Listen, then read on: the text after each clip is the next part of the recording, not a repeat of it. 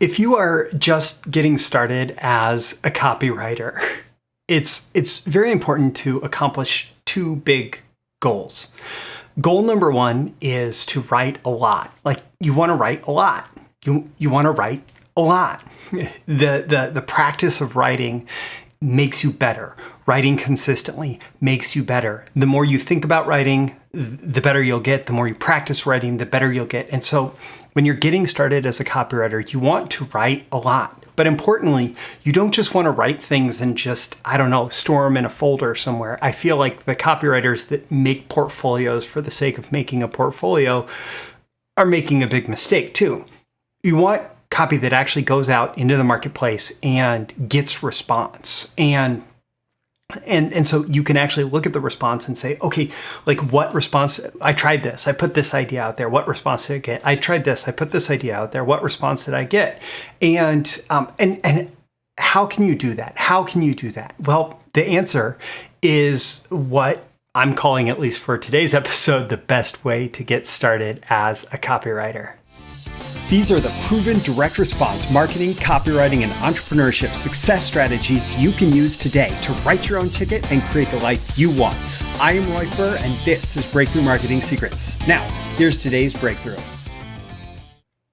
Okay, the best way to get started as a copywriter is, in my opinion, it's email copywriting. It's email copywriting because, number one, your messages are simple. When you actually sit down to write a long form sales page or like structure a webinar or video sales letter or whatever, like, those are complex messages and it's hard to get readership and keep readership all the way through. When you write Facebook, there's some complexity to that and like trying to map to Facebook and work with compliance and all of that. When you write for all these different ad formats, it can be much more difficult, but email is pretty simple. You put some text into an email with a link and you figure out if it gets clicks or not, right? It's pretty simple. You write a subject line that has to get the email open. You write the body of the email, which has to get read and motivate the person to click. And then they click and it's no longer your responsibility. So if you can work with a marketer, with a client, with an employer, with a business that has a big email list, even a decent sized email list, and you're able to write email copy for them and practice your copywriting skills that way by putting out consistent emails, it can be the best way to accomplish that, to write a lot and to learn what gets response. And even better, you're working with a defined audience here. So the people who signed up for this particular person's email list, well, that's really easy for you to define and understand and say, okay, if this is the business, if this is what they're doing, if this is what they've sent in the past, okay, maybe that becomes relevant for me as the email marketer, and I can learn from their formulas, I can learn what's worked, I can learn from what other people are doing, I can adapt away from that, test away from that, but still I'm speaking to this defined audience. I know basically who these people are. I know how they got on the email list. I know the types of emails that have appealed to them in the past. I know the offers that have been put in front of them, and I can learn from my client or my employer, like, how they responded, right? And so there's this defined audience. The other thing that's wonderful about this is it's owned traffic. And so as opposed to traffic that may have to be acquired either organically or through paid media, there's a lot of certainty to own traffic. Like, I send out an email and it brings responses in through the door. We send out this email and it generates responses right away. And that's a wonderful thing about building an email list.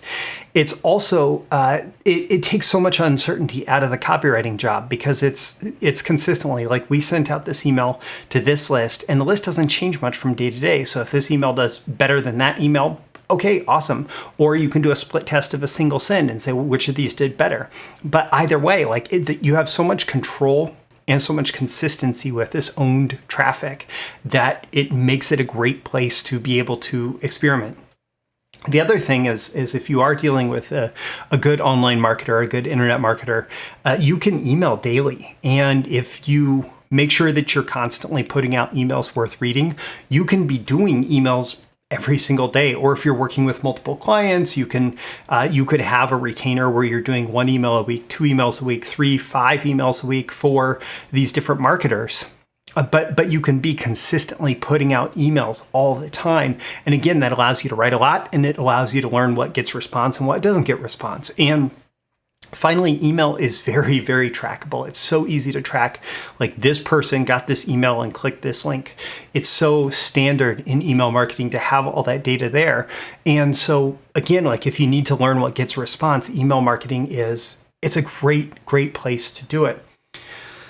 So this is a pretty short and sweet video, right? Like the best way to get started as a copywriter is with email copywriting so that you can write a lot and learn what gets response.